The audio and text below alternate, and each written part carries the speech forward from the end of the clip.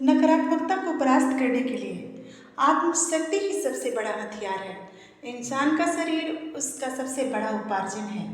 मनुष्य को अपने शरीर पर कभी भी दुष्प्रवृत्तियों को अर्थात नकारात्मकता को हावी या प्रभावी नहीं होने देना चाहिए। इंसान को अपनी चेतना को स्वयं ही सकारात्मकता के लिए प्रेरित करना चाहिए। किसी भी तरह अगर दुष्ट प्राय ग्रहण को स्वयं में महसूस कर रहे हो तो तुरंत अपनी आत्मशक्ति को पुकारो। स्वयं में पूर्ण ऊर्जा को महसूस करो। तुम स्वयं से कोशिश करोगे तो ईश्वर तुम्हारी सुरक्षा व रक्षा स्वयं करेंगे। याद रखना, विचारों की दिशा में भाग्य विचरता है। भाग्यशाली बनने के लिए उत्थान को सोचना बेहतर है। दुर्बलता हावी होने पर कुछ निषेध आवश्यक है। तब इंसान को अपना दृष्टिकोण जरा सा मोड़ना अर्थात घुमाना जरूरी है।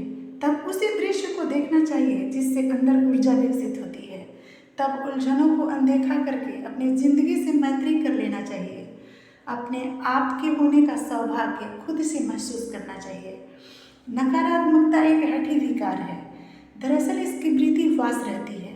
नकारात्मकता सत्व गुण का विनाश करके जागृत होता है, इसीलिए इसमें अतिरिक्त पाखंड भरमार होता है।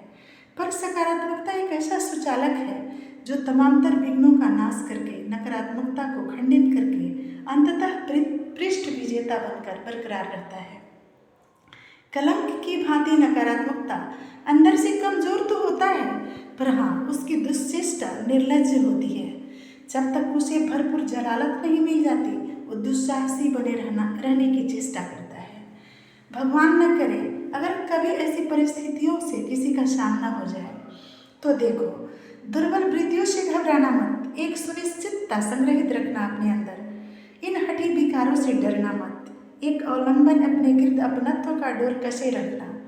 खुद को कभी भी नितांत अकेला महसूस मत करना। तुम दुनिया की भीड़ का एक अहम हिस्सा खुद को महसूस करना। एक नकारात्मकता के दुष्प्रभाव या इसके पाखंड से टूटना मत। अपने अंदर स्वाभिमान बरकरार रखना।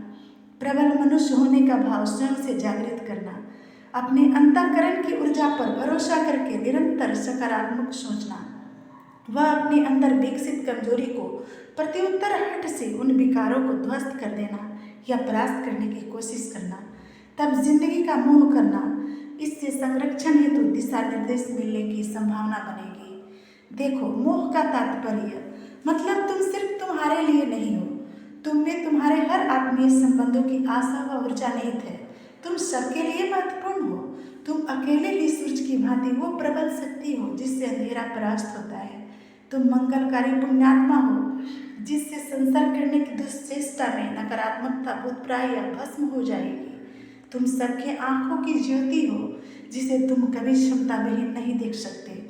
देखो, अपने आप को पहचानो, सत्य को समझो और मिथ्या यानी आडंबर के इस पास को नोच फेंको।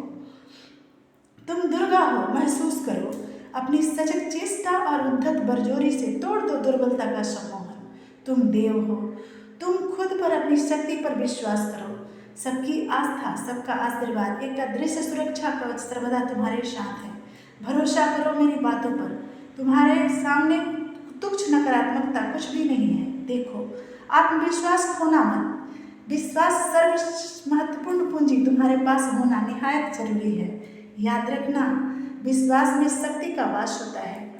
देखो, सर्वविदित श्री कृष्ण के बाल लीला के आंशिक कथानक को याद करो। इष्ट श्री कृष्ण को भी दुष्ट प्रवृत्तियों ने विभिन्न तौर पर हराना सताना चाहा, पर हर बार श्री कृष्ण की सजग चेष्टाओं ने उन्हें ध्वस्त होना ही पड़ा था।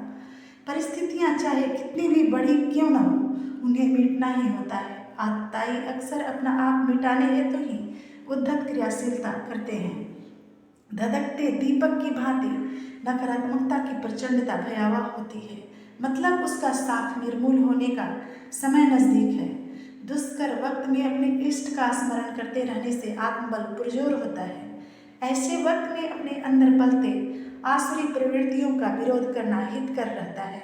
गलत मांग सदैव अवहेलना योग्य होता है। प्रपंची नकारात्मकता अक्सर मूढ़ अर्थात अज्ञानी होता है। उसकी क्षुद्रता को विशेष प्राय रखना या उसके हट पर उसे महत्वपूर्णता देना गलत है। उसके सजग भावनाओं से अपने सजग भावनाओं से इनके द्वारा सेंध मत लगने देना।